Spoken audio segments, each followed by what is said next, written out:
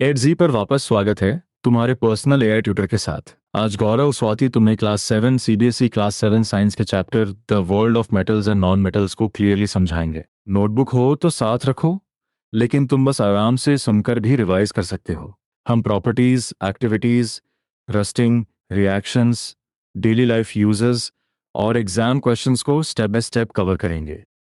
और शुरुआत एक सिंपल सवाल से करते हैं। अगर आयरन स्मिथ लोहे के एक ब्लॉक को गर्म करके हैमर से पीटता है तो वह ऐसा क्यों करता है? क्या वह सिर्फ आयरन को कमजोर कर रहा है या उसे शेप देने के लिए कोई खास प्रॉपर्टी काम कर रही है?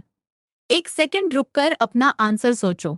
इसी क्यूरियोसिटी से पूरा चैप्टर खुलता है। हमारा लर्निंग मैप बहुत क्लियर है।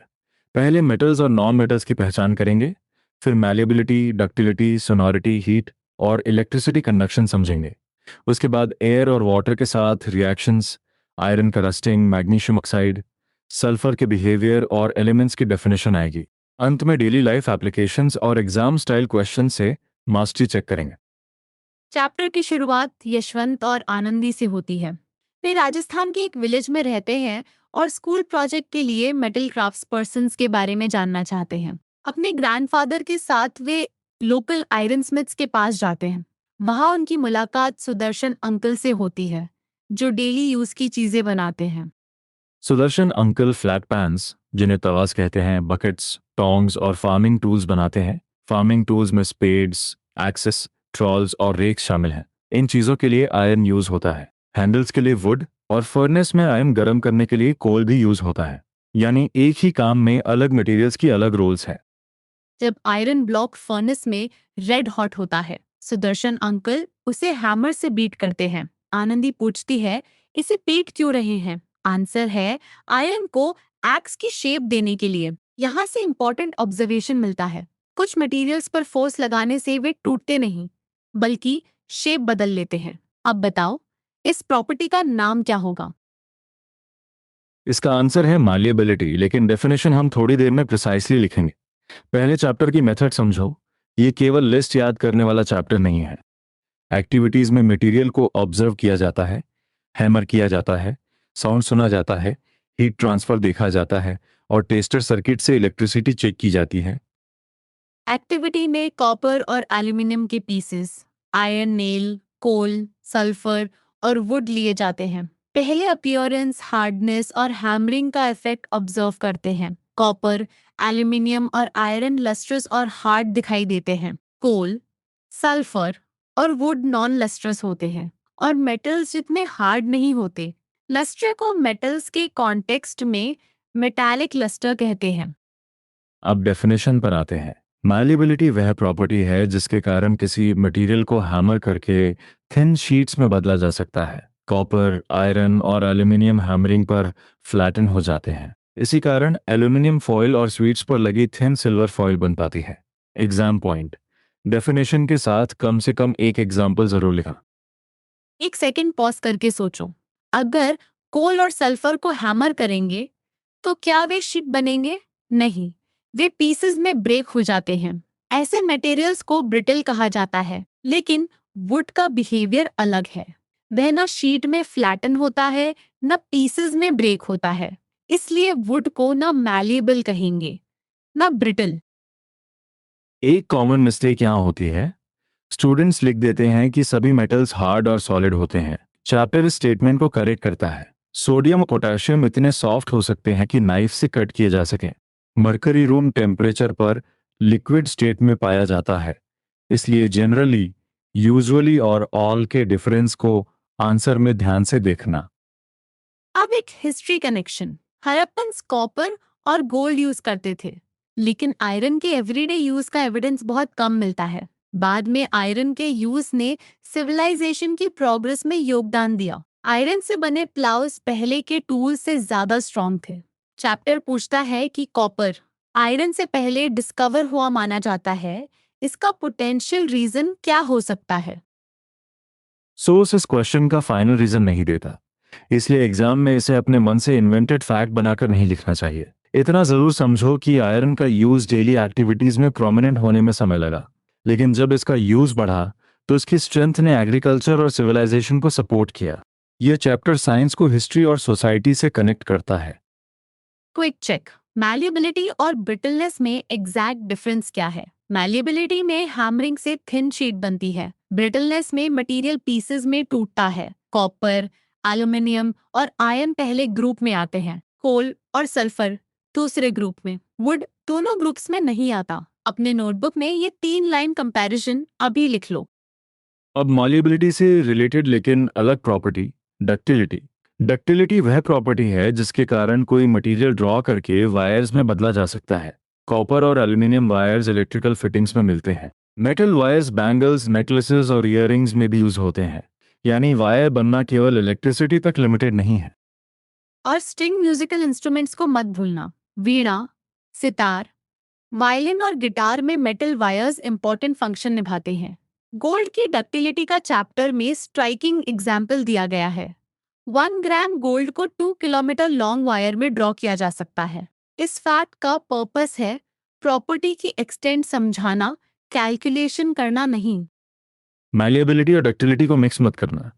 मैलिएबिलिटी पूछे तो आंसर में थिन शीट्स आएगा, डक्टिलिटी पूछे तो वायर्स आएगा। एक मेमोरी क्यों रखो, मैलिएबिलिटी में हैमर और शीट, डक्टिलिटी में ड्रॉ और वायर। एग्जाम आंसर में प्रॉपर्टी की डेफिनेशन फिर एग्जाम्पल और यूज लिखोगे तो रिस्पॉन्स कंप्लीट लगेगा। अब सोचो, कोल या सल्फर के वायर्स क्यों नहीं दिखते? क्योंकि वे डक्टाइल नहीं होते। चैप्टर स्टील रोप्स का एग्जाम्पल देता है। स्टील आयरन मेटल और कार्बन नॉन मेटल का मिक्सचर है। Steel wires heavy load support कर सकते हैं, इसलिए सस्पेंशन ब्रिजेस और क्रेन्स में यूज होते हैं। यहाँ डक्टिलिटी और स्ट्रेंथ दोनों का प्रैक्टिकल कनेक्शन दिखाई देता है। एक मिनी रिकॉल, ज्वेलरी में मेटल वायर्स क्यों यूजफुल हैं? क्योंकि मेटल्स डक्टाइल होते हैं। इलेक्ट्रिकल फिटिंग्स में कॉपर और एल्यूमिनियम क्यों यूज होते हैं? चैप्टर के कॉन्टेक्स्ट में क्योंकि वे वायर्स में ड्रॉ किए जा सकते हैं और इलेक्ट्रिसिटी कंडक्ट करते हैं। ध्यान रहे, एक यूज कभी कभी मल्टीपल प्रॉपर्टीज से एक्सप्लेन होता है। यही कंसेप्चुअल आंसर राइटिंग है। अब sound based property, sonority. Metal spoon, metal plate या कॉइन को ड्रॉप करने पर रिंगिंग साउंड आती है। कोल और वुड डल साउंड प्रोड्यूस करते हैं। मेटल्स की वह प्रॉपर्टी जिसके कारण वे स्ट्राइक करने पर रिंगिंग साउंड देते हैं, सोनोरिटी कहलाती है। मेटल्स को सोनोरस कहा जाता है। चैप्टर इस आइडिया को डेली लाइफ से कनेक्ट करता है। स्कूल बेल की रिंगिंग साउंड मेटल्स की सोनोरिटी से जुड़ी है। घुंघरूज में भी मेटल पार्ट्स के कारण रिंगिंग साउंड आती है। एक लर्नर डिफरेंस इन साउंड से वुड और मेटल को पहचानने की कोशिश कर सकता है, इसलिए प्रॉपर्टी को केवल डेफिनेशन नहीं, ऑब्जर्वेशन के साथ याद करो। तुम्हारा आंसर क्या रहा है? अगर क्वेश्चन हो मेटल्स सोनोरस क्यों कहलाते हैं, तो क्या लिखोगे? लिखो, मेटल्स स्ट्राइक करने पर रिंगिंग साउंड प्रोड्यूस करते हैं, इसलिए उन्हें सोनोरस कहा जाता है। कोल और वुड के लिए डल साउंड का कॉन्ट्रास्ट ऐड कर सकते हो, लेकिन ये मत लिखना कि हर मटेरियल की साउंड एग्जैक्टली सेम होती है। अब हीट कंडक्शन। किचन में कुकिंग वेसल्स मोस्टली मेटल्स के बने होते हैं। एक्टिविटी में सेम साइज और लगभग सेम थिकनेस की मेटल स्पून और वुडन स्पून को हॉट वाटर में इमर्स किया जाता है। कुछ समय बाद अपर एंड्स टच करने पर मेटल स्पून ज्यादा हॉट महसूस होती है। इससे हीट ट्रांसफर का डिफरेंस समझ आता है। इस ऑब्जर्वेशन को केयरफुली समझो। दोनों स्पून सेम टेम्परेचर के हॉट वाटर में सेम टाइम रखी गई, लेकिन मेटल स्पून हीट को उसके एक पॉइंट से दूसरे पॉइंट तक ट्रांसफर करती है। वुड हीट ट्रांसफर पुअरली करता है। किसी मटेरियल में हीट का एक पॉइंट से दूसरे पॉइंट तक ट्रांसफर कंडक्शन कहलाता है। हीट ट्रांसफर करने वाले मटेरियल्स कंडक्टर्स कहलाते हैं। Exam point, metals good conductors of heat हैं, जबकि वुड पुअर कंडक्टर है। इसी से कुकिंग वेसल और हैंडल की डिजाइन एक्सप्लेन होती है। वेसल मेटल का रखा जाता है ताकि हीट ट्रांसफर हो सके, लेकिन हैंडल वुड या किसी ऐसे मटेरियल का हो सकता है जो हीट पुअरली कंडक्ट करे। आंसर में प्रॉपर्टी और एप्लीकेशन को जोड़ना जरूरी है। एक सेफ्टी थॉट, हॉट वाटर वाली एक्टिविटी टीचर या एडल्ट सुपरविजन में करनी चाहिए। साइंस एक्टिविटी का मतलब सिर्फ रिजल्ट देखना नहीं, सेफ प्रोसीजर फॉलो करना भी है। इसी तरह आगे बर्निंग और टेस्टिंग वाली एक्टिविटीज भी डेमोन्स्ट्रेशन या प्रॉपर सुपरविजन के साथ समझनी है। घर पर रिस्की एक्सपेरिमेंट रिपीट करने की जरूरत नहीं है। अब conduction of electricity. Tester circuit में एल्यूमिनियम फॉयल, आयरन नेल और कॉपर वायर जैसे मटेरियल से बल्ब ग्लो करता है। Sulphur, coal, dry wood, stone, rubber eraser और नायलॉन रोप से बल्ब ग्लो नहीं करता। जो मटेरियल्स इलेक्ट्रिसिटी को आसानी से फ्लो करने देते हैं वे गुड कंडक्टर्स ऑफ इलेक्ट्रिसिटी कहलाते हैं। तो पैटर्न क्या मिला? एक्टिविटी में बल्ब ग्लो कराने वाले लिस्टेड मटेरियल्स मेटल्स थे। बाकी मटेरियल्स पोर कंडक्टर्स की तरह बिहेव करते हैं। इसी आइडिया से स्क्रू ड्राइवर के हैंडल पर प्लास्टिक कवरिंग और इलेक्ट्रिशियन के रबर ग्लव समझ आते हैं। वे इलेक्ट्रिसिटी को आसानी से पास नहीं होने देते, इसलिए इलेक्ट्रिक शॉक से प्रोटेक्शन में मदद करते हैं। ध्यान दो, हीट कंडक्टर और इलेक्ट्रिसिटी कंडक्टर अलग प्रॉपर्टीज हैं, लेकिन चैप्टर में मेटल्स दोनों के लिए जनरली गुड कंडक्टर्स बताए गए हैं। क्वेश्चन अगर पूछे मेटल्स की जनरल प्रॉपर्टीज लिखो तो lustrous, generally hard, malleable, ductile, heat और इलेक्ट्रिसिटी के गुड कंडक्टर्स लिख सकते हो। जनरली शब्द छोड़ना मत, क्योंकि एक्सेप्शंस मौजूद हैं। यहाँ एक एक्टिव रिकॉल करते हैं। मेटल स्पून हॉट वाटर में वुडन स्पून से ज्यादा हॉट क्यों होती है? मेटल्स हीट के गुड कंडक्टर्स हैं। कुकिंग वेसल्स मेटल के क्यों होते हैं? हीट ट्रांसफर के कारण। हैंडल्स वुड या अदर पोर कंडक्टर्स के क्यों बनाए जाते हैं? ताकि हीट हाथ तक आसानी से ना पहुंचे। तीनों आंसर्स एक चेन में जुड़े हैं। अगर इस चैप्टर में कोई एग्जैक्ट डाउट अटक जाए तो एडजी पर उसे क्वेश्चन की तरह लिखकर स्टेप बाय स्टेप सॉल्व कर सकते हो, जैसे गुड कंडक्टर और पुअर कंडक्टर में डिफरेंस या किसी एक्टिविटी का कंक्लूजन। सोक्रेटिक क्वेश्चंस तुम्हें आंसर देखने से पहले रीजनिंग करने में हेल्प कर सकते हैं। अब इसी रीजनिंग को रस्टिंग एक्सपेरिमेंट पर अप्लाई करते हैं। आयरन ऑब्जेक्ट्स पर कुछ दिनों बाद ब्राउन डिपॉजिट दिखाई दे सकता है। अब की क्वेश्चन है, क्या rust dry air only say बनेगा, वाटर ओनली से, या एयर और वाटर दोनों से? अपना प्रिडिक्शन करो। चैप्टर इस क्वेश्चन का आंसर गैस से नहीं, 3 बॉटल्स वाले कंट्रोल्ड एक्सपेरिमेंट से निकालता है। बॉटल ए में आयरन नेल और सिलिका जेल रखा जाता है। सिलिका जेल एयर को ड्राई रखता है। बॉटल टाइटली क्लोज रहती है, इसलिए नेल ड्राई एयर के कांटेक्ट में है, वाटर के नहीं। ऑब्जर्वेशन में ब्राउन डिपॉजिट नहीं बनता। इससे पता चलता है कि ड्राई एयर अलोन रस्टिंग के लिए सफिशिएंट नहीं है। बॉटल बी में आयरन नेल फ्रेशली बॉइल्ड और कूल्ड वाटर में पूरी तरह डिप्ड है। वाटर के ऊपर ऑयल लेयर है जो एयर को वाटर में डिसॉल्व होने से रोकती है। बॉटल टाइटली कैप्ड है। यहाँ नेल वाटर के कांटेक्ट में है, लेकिन एयर के इफेक्टिव कांटेक्ट में नहीं। ब्राउन डिपॉजिट नहीं बनता। वाटर अलोन भी सफिशिएंट नहीं है। बॉटल सी में नेल पार्शली वाटर में डिप्ड है और बॉटल अनस्टॉपर्ड है, इसलिए नेल को एयर और वाटर दोनों मिलते हैं। कई दिनों के बाद ब्राउन डिपॉजिट दिखाई देता है। कंक्लूजन बिल्कुल प्रिसाइज है। आयरन पर रस्ट बनने के लिए एयर और वाटर दोनों एसेंशियल हैं। मॉइस्ट एयर रस्टिंग के लिए रिस्पॉन्सिबल होती है। अब टर्मिनोलॉजी अलग करो। आयन पर बनने वाला ब्राउन डिपॉजिट रस्ट है। आयन ऑब्जेक्ट पर रस्ट बनने की प्रोसेस रस्टिंग कहलाती है। एयर, वाटर या अदर सब्सटेंसेस के कारण मेटल सरफेस का ग्रेजुअल डिटेरिएशन करोजन कहलाता है। इसलिए रस्टिंग आयरन का स्पेसिफिक एग्जाम्पल है, जबकि करोशन ब्रॉडर टर्म है। ये डिफरेंस एग्जाम में कॉमनली टेस्टेड हो सकता है। कॉपर ऑब्जेक्ट्स पर ग्रीन कोटिंग और सिल्वर ऑब्जेक्ट्स पर ब्लैक कोटिंग का ऑब्जर्वेशन भी चैप्टर देता है। इन्हें मेटल सरफेसेस के डिस्कलरेशन एग्जांपल्स की तरह समझो। रस्टिंग से आयरन स्ट्रक्चर्स डैमेज होते हैं, इसलिए रिपेयर और रिप्लेसमेंट की जरूरत पड़ सकती है। साइंस का यह पार्ट डेली लाइफ और इकोनॉमी दोनों से जुड़ता है। रस्टिंग प्रिवेंट करने के मेथड्स कौन से हैं? पेंटिंग, ऑयलिंग, ग्रीजिंग और आयरन पर जिंक मेटल की प्रोटेक्टिव लेयर लगाना। जिंक कोटिंग को गैल्वेनाइजेशन कहते हैं। आंसर में स्पेलिंग और मीनिंग दोनों क्लियर रखो। प्रोटेक्शन का बेसिक आइडिया है मेटल सरफेस को मॉइस्चर और एयर के हार्मफुल कांटेक्ट से बचाना। Iron pillar of Delhi chapter का फैसिनेटिंग फैक्ट है, ये चंद्रगुप्त II के समय का है। 1600 ईयर से ज्यादा पुराना बताया गया है।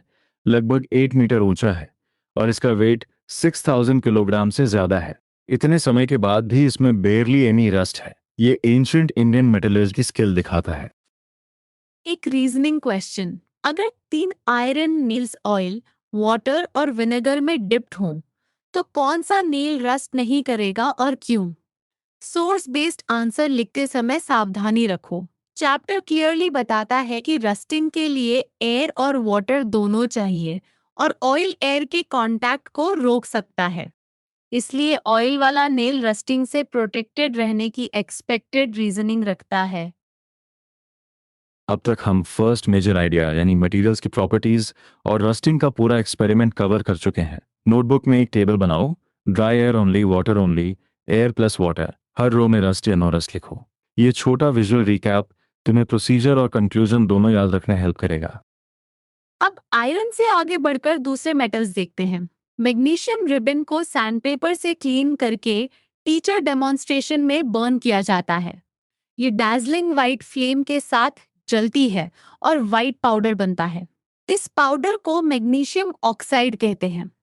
यानी मैग्नीशियम ने एयर में मौजूद ऑक्सीजन के साथ रिएक्ट किया।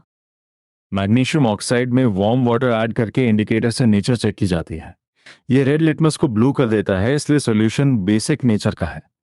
चैप्टर का जनरल कंक्लूजन है मेटल ऑक्साइड्स जनरली बेसिक होते हैं।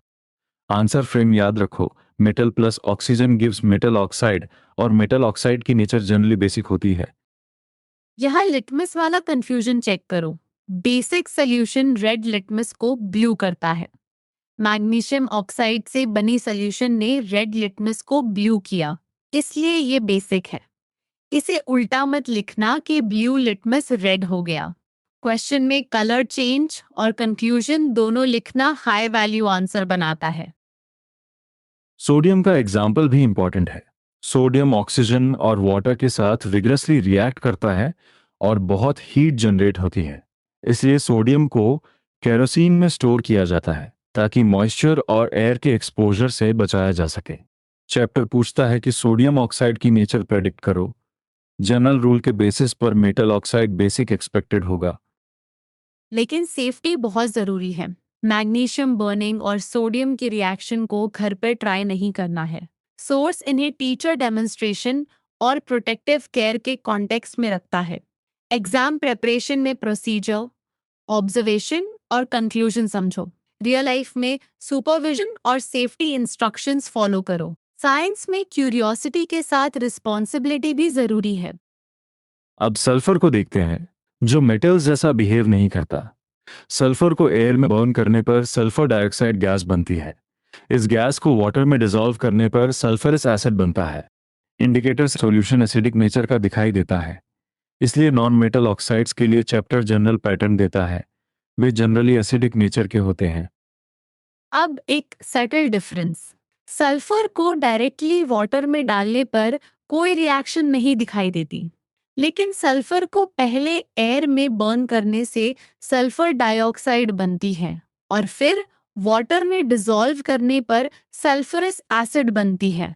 इसलिए सल्फर और सल्फर डाइऑक्साइड को सेम सब्सटेंस मत समझना। एक्टिविटी का सीक्वेंस आंसर में क्लियर रखना। सल्फर और फास्फोरस जैसे नॉन मेटल्स जनरली सॉफ्ट और डल होते हैं। वे मैलिएबल या डक्टाइल नहीं होते, सोनोरस नहीं होते और हीट तथा इलेक्ट्रिसिटी के पुअर कंडक्टर्स होते हैं। फास्फोरस को वाटर में स्टोर किया जाता है क्योंकि एटमॉस्फेरिक एयर के कांटेक्ट में आने पर वह कैच फायर कर सकता है। एक important classification check. Oxygen, hydrogen, nitrogen और कार्बन नॉन मेटल्स हैं क्योंकि ये एलिमेंट्स हैं।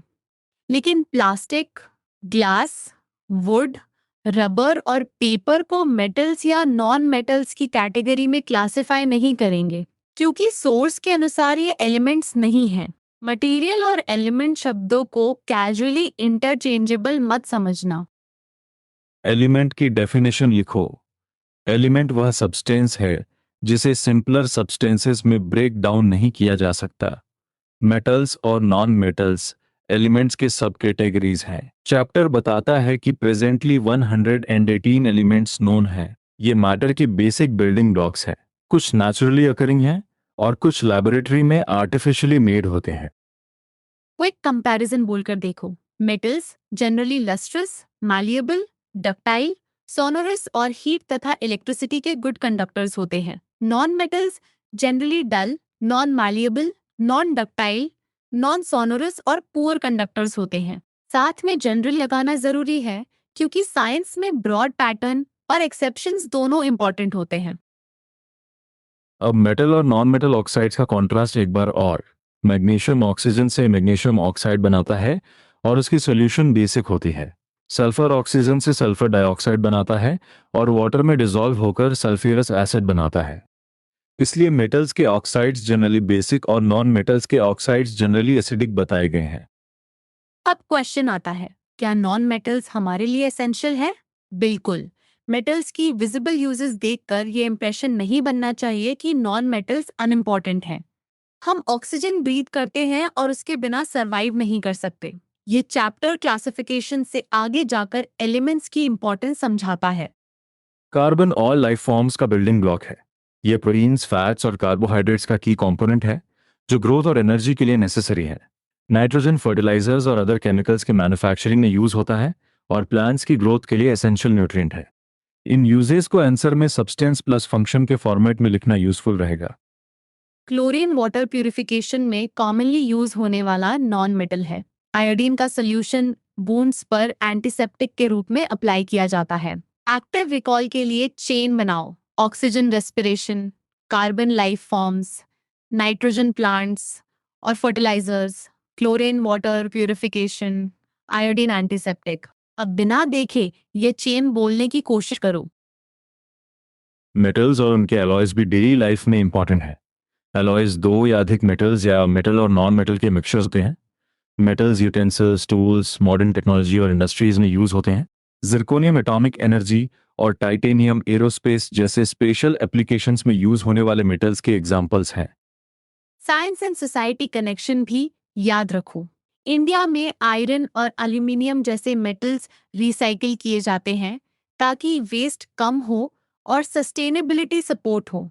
चैप्टर ये दिखाता है कि मटेरियल प्रॉपर्टीज केवल टेक्स्ट बुक फैक्ट्स नहीं हैं, वे टूल्स, यूटेंसिल्स, टेक्नोलॉजी, इंडस्ट्रीज और एनवायरमेंट रिलेटेड डिसीजंस को इन्फ्लुएंस करती हैं। अब एक application based question. Boiling water के लिए पैन बनाने में आयरन या कॉपर जैसे मेटल को सल्फर, कोल, प्लास्टिक, वुड या कार्डबोर्ड से प्रिफर क्यों करेंगे? मेटल हीट का गुड कंडक्टर है, इसलिए हीटिंग सूटेबल होगी। आंसर को सिर्फ मेटल स्ट्रांग है तक लिमिट मत करो। क्वेश्चन बॉइलिंग वाटर का है, इसलिए हीट कंडक्शन जरूर मेंशन करो। और ज्वेलरी के लिए केवल फ्यू मेटल सूटेबल क्यों होते हैं? चैप्टर की प्रॉपर्टीज से रीजनिंग बनाओ। ज्वेलरी बनाने के लिए मटेरियल का शेप में आना यूजफुल है, इसलिए मैलिएबिलिटी और डक्टिलिटी इंपॉर्टेंट है। लस्ट्रस अपीयरेंस भी रेलेवेंट प्रॉपर्टी है। गोल्ड और सिल्वर को चैप्टर मोस्ट मैलिएबल मेटल्स के रूप में हाईलाइट करता है। अब एग्जाम रिवीजन मोड शुरू करते हैं। पहला क्वेश्चन, फूड पैकेजिंग में एल्यूमिनियम कॉमनली क्यों यूज होता है? एक्सपेक्टेड आंसर में एल्यूमिनियम की थिन शीट्स बनने की एबिलिटी यानी मैलिएबिलिटी और उसके इजी फोल्डिंग उसको कनेक्ट करना है। ऑप्शंस में एल्यूमिनियम, कॉपर, आयरन और गोल्ड हो तो प्रॉपर्टी बेस्ड रीजनिंग से चूज करो। दूसरा क्वेश्चन, कौन सा मेटल वाटर के कांटेक्ट में फायर कैच कर सकता है? चैप्टर के ऑप्शंस में सोडियम आंसर है। रीजन ये है कि सोडियम ऑक्सीजन और वाटर के साथ विगरसली रिएक्ट करता है और बहुत हीट जनरेट होती है, इसलिए इसे केरोसिन में स्टोर किया जाता है। यह फैक्ट सेफ्टी और रिएक्शन दोनों से जुड़ा है। ट्रू या फॉल्स प्रैक्टिस? एल्यूमिनियम और कॉपर नो मेटल्स हैं। फॉल्स, क्योंकि वे मेटल्स हैं। मेटल्स ऑक्सीजन के साथ ऑक्साइड्स बनाते हैं जिनकी सॉल्यूशन ब्लू लिटमस को रेड करती है। फॉल्स, क्योंकि मेटल ऑक्साइड्स जनरली बेसिक होते हैं। ऑक्सीजन रेस्पिरेशन के लिए एसेंशियल नॉन मेटल है। True, copper vessels electricity conduct करने के कारण बॉइलिंग वाटर के लिए यूज होते हैं। False, relevant reason heat conduction है।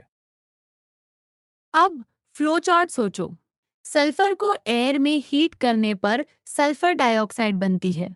उसमें वाटर ऐड करने पर सल्फ्यूरस एसिड बनती है।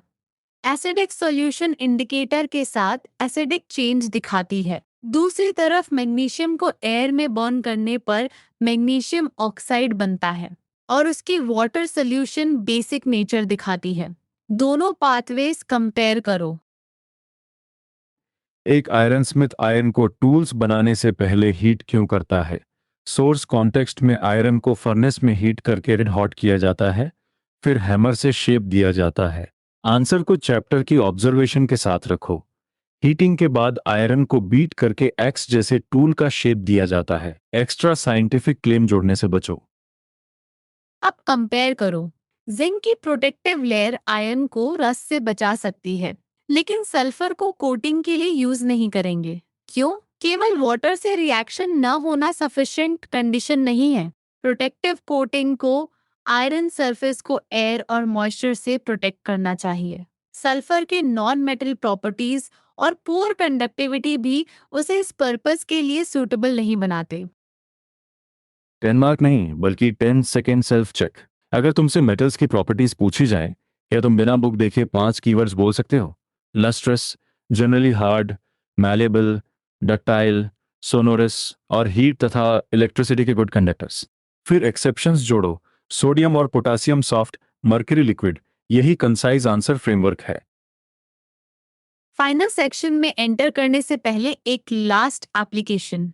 Smartphone, metal art styles, India के मेटल रिसोर्सेज या रिसाइकलिंग पर प्रोजेक्ट बनाते समय चैप्टर की प्रॉपर्टीज और यूजेस को कनेक्ट करना, जैसे मेटल वायर्स, कंडक्टिविटी, एलॉयज और सस्टेनेबिलिटी। लेकिन प्रोजेक्ट में वही फैक्ट्स लिखना जो वेरीफाई किए हों। इमेजिनेशन से लोकेशंस या यूजेस इन्वेंट मत करना। चलो फाइनल रिकैप।